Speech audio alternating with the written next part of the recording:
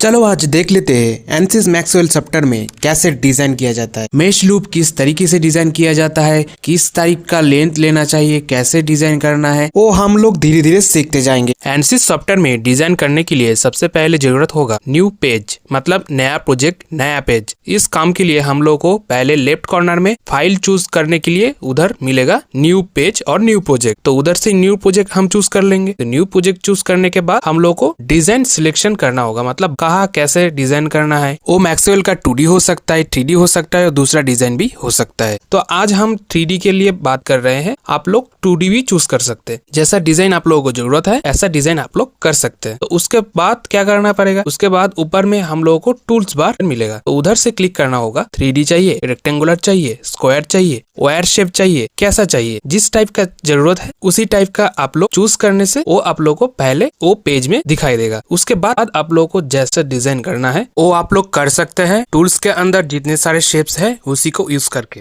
आज हम बात कर रहे हैं एक इलेक्ट्रोमैग्नेटिक कोर। उसी कोर को बनाने के लिए हम लोग को पहले क्या जरूरत होगा, उसी इलेक्ट्रोमैग्नेटिक कोर के दोनों साइड में एक ही तरीके से दो 3D डिजाइन ब्लॉक ड्रा करना पड़ेगा। उसके साथ और एक 3D डिजाइन ड्रा करना पड़ेगा नीचे। तीनों 3D डिजाइन शेप को आपस में जोड़ देंगे। उसके बाद वो एक इलेक्ट्रोमैग्नेटिक कोर का शेप ले लेगा। ये डिजाइन करने के बाद मटेरियल सिलेक्शन करना पड़ेगा। मतलब डिजाइन तो आप लोग कर लिए, पर कंप्यूटर और डिजाइन सॉफ्टवेयर को तो नहीं पता है किस टाइप का आप लोग डिजाइन करना चाहते हैं। उसी मटेरियल को आप लोग सिलेक्शन करना पड़ेगा। क्या ये आयरन मटेरियल है, सिलिकॉन मटेरियल है और कॉपर मटेरियल है और कुछ और मटेरियल है, वो आप लोग मटेरियल सिलेक्शन करना पड़ेगा। किस टाइप का लेंथ आप लोग ले रहे हो वो आप लोगों को पहले डिजाइन करना पड़ेगा। मतलब डायमेंशन भी इधर फिक्स करना पड़ेगा। कहाँ से डायमेंशन आप लोग दे सकते हैं, डायमेंशन आप लोगों को मटेरियल सिलेक्शन है। उसी मटेरियल सिलेक्शन के बाद उधर ही राइट साइड में क्लिक करने से आप लोगों को प्रॉपर्टीज और ऐड मटेरियल्स ऑप्शन दिखाई देगा। उसी डिजाइन को आप लोग क्लिक करने से उधर डायमेंशन भी शो करने लगेगा। उसी डायमेंशन के अंदर आप लोगों को डिजाइन का जो डायमेंशन जरूरत है 0.5, 0.6 मिलीमीटर, उसी को आप लोग चूज कर सकते हैं। उसी डिजाइन उसी लेंथ को आप लोग चूज करने से वो डिजाइन उधर दिखाई देगा। डायमेंशन देने के बाद आप लोगों को क्या करना पड़ेगा, उसी मटेरियल का कलर भी दे सकते हैं। Red, yellow, green, blue, violet, जिस कलर आप लोगों को उधर डिजाइन में देना चाहिए वो आप लोग दे सकते हैं। इधर कलर डिजाइन चूज करके कैसे कलर डिजाइन चूज कर सकते हैं, लेफ्ट साइड में जो कोर मटेरियल दिखाई दे रहा है उधर ही डबल क्लिक करने से ही जो ऑप्शन है कलर डिजाइन करने का दिखाई देगा। जिस टाइप का जिस कोर का आप लोगों को कलर जरूरत है वो आप लोग कर सकते हैं। कोर का डिजाइन करने के बाद उधर वायर भी डिजाइन करना जरूरत है, क्योंकि आज हम बनाने जा रहे हैं एक इलेक्ट्रोमैग्नेटिक कोर। तो इलेक्ट्रोमैग्नेटिक कोर का जो मेन पार्ट है वो कोर के साथ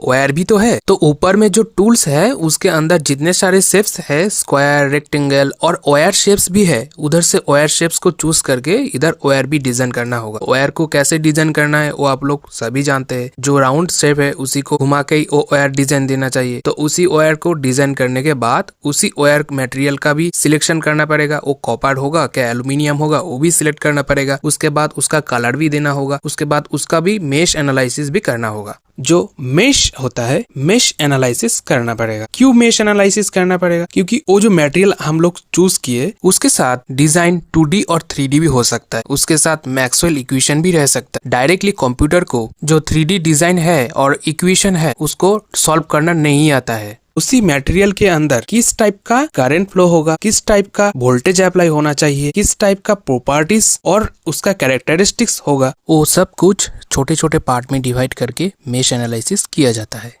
सब कुछ डिजाइन हो जाने के बाद उसी प्रोजेक्ट को आप लोग फाइल में सेव कर लेना। सेव करने के बाद उसी प्रोजेक्ट को सिमुलेशन सेटअप में क्लिक करके वैलिडेट करना होगा। अभी तक हम लोग जितना डिजाइन किए, मटेरियल सिलेक्ट किए, वायर सिलेक्ट किए, सब कुछ सही है का गलत वो उधर रिजल्ट में दिखाई देगा, और नहीं है तो गलत दिखाएगा। किस काम के लिए गलत दिखा रहा है उसको क्लियर करने से वो सेटअप आगे बढ़ेगा। ठीक है, धीरे धीरे हम लोग सीखते जाएंगे। एक दिन में सब कुछ नहीं होता है। मतलब एनसिस एक बड़ा सॉफ्टवेयर डिजाइन टूल्स है, उसी के अंदर बहुत सारा चीज है। मतलब मैकेनिकल होता है, थर्मल होता है, इलेक्ट्रॉनिक्स होता है, इलेक्ट्रिकल होता है, बहुत कुछ होता है। तो एक दिन में सब कुछ नहीं होगा। ठीक है, तो धीरे धीरे हम लोग सीखते जाएंगे। इधर हम इंट्रोडक्शन क्लास के लिए आज हम बता रहे हैं, दूसरे क्लास में हम दूसरा चीज डिजाइन करना सिखा देंगे। आज थोड़ा थोड़ा करके बता दिए, तो आज के लिए इतना ही। तो आप लोग देखते जाइए। दूसरे क्लास में दूसरे लेक्चर में हम लोग एनसिस मैक्सवेल और एनसिस डिजाइन के बारे में सीखते जाएंगे।